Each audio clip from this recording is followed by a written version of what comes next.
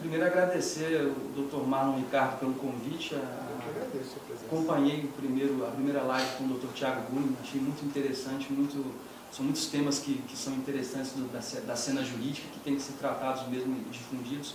Então, obrigado pela oportunidade, espero que a gente volte a conversar mais sobre outros temas também, e seja o primeiro de muitos encontros. Bem, Rodrigo Stoqueira é meu nome, sou mineiro de Betim, e vim para o Mato Grosso do Sul em 2009 para ser defensor público. Mas até bom antecipar um pouco da minha história também, porque o Tribunal do Júri, às vezes, as pessoas têm uma ideia equivocada de que só algumas pessoas podem fazer o Tribunal do Júri, podem participar do Tribunal do Júri. Na verdade, eu antes de 2009, eu nunca havia atuado na seara criminal, na cena criminal, o Tribunal do Júri nem pensar, já tinha acompanhado alguns da minha cidade. Mas a primeira vez que eu cantei, na verdade, até, Ricardo, não foi o Rei Joe agora, não, foi na minha prova de tribuna. Na minha prova de tribuna, dentro do caso que foi proposto na nossa avaliação, eu cantei a música Genil Zeppelin, do Chico Buarque, que ela casava bem com o caso penal que foi proposto naquela prova. Eu um pouco nervoso, ainda não tinha o habitué do plenário, do Tribunal do Júri, mas consegui alcançar a aprovação na Defensoria Pública e ingressei aqui no estado de Mato Grosso do Sul. Logo quando eu entrei em 2009, já começaram os primeiros plenários do Tribunal do Júri. Eu lembro que logo no começo, um dos primeiros plenários, eu senti a pressão que o Tribunal do Júri encerra, porque havia uma defensora pública, hoje já aposentada, a Maria Salete, ela muito boa defensora, com resultados expressivos no plenário.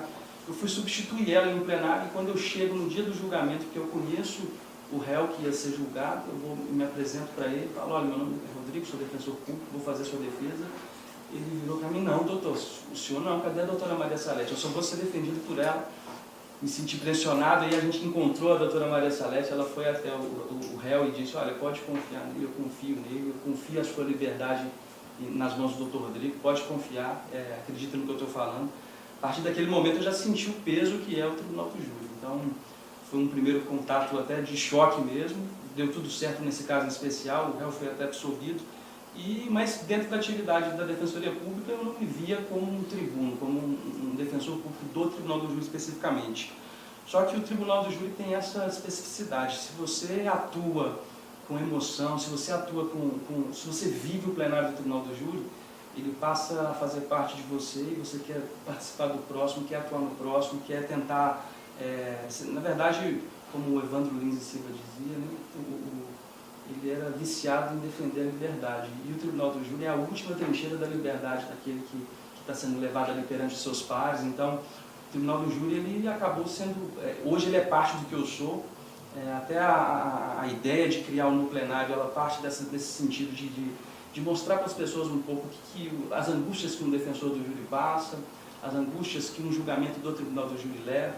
É óbvio que tem toda uma tragédia que o caso encerra ali, a gente tenta tratar com respeito também, porque a gente não quer trazer o nome das pessoas envolvidas, enfim, mas os profissionais que atuam no júri, eles também têm suas mazelas, seus problemas, suas inquietações, e a partir daí eu fui me desenvolvendo enquanto tribuno do Tribunal do Júri, principalmente quando eu venho aqui para a capital, que foi no ano de 2016, na verdade estou 2 anos aqui à frente da 22ª Defensoria que atua no Tribunal do Júri, e eu me considero um tribuno em formação, ou talvez em transformação, porque a gente nunca é o mesmo, cada plenário que a gente começa, a gente nunca é o mesmo. E assim, lendo a doutrina, primeiro a doutrina técnica, acho que é essencial, é pressuposto de todo tribuno conhecer a técnica jurídica, mas o Tribunal do Júri, isso é outro aspecto muito especial, ele transcende, ele é extrapenal, ele é extraprocessual, ele tem os aspectos de linguagem que não é simplesmente a oralidade que o direito traz, mas os símbolos que são carregados. Aliás, hoje a gente até está fazendo esse bate-papo de beca. É especial. Na verdade, a beca é um instrumento especial de trabalho, é como se fosse a armadura. No meu caso, eu penso ela como a armadura do guerreiro. Quando se apronta para a batalha, ele veste a sua armadura, se sente protegido e consegue desenvolver um bom trabalho. Tem colegas que criticam a utilização da beca por conta do formalismo, parece um formalismo exacerbado, mas não, por outro viés. Eu acho que as liturgias são importantes, no Tribunal do Júri a gente aprende isso também, é importante manter uma liturgia, só que aí, de um lado a liturgia, de outro a Constituição, quando fala da plenitude de defesa. Qual o sentido da plenitude de defesa? E enquanto defensor público, às vezes eu já teve um mês de novembro, que é o mês do Tribunal do Júri, que o CNJ elege como mês do Tribunal do Júri. Ano passado, aliás, ano retrasado, no mês de novembro, foram 14 sessões plenárias. Teve sessão plenária que eu fiz 4 júris em 5 dias. E teve até um caso inusitado, trabalhando com o Dr. Gerson.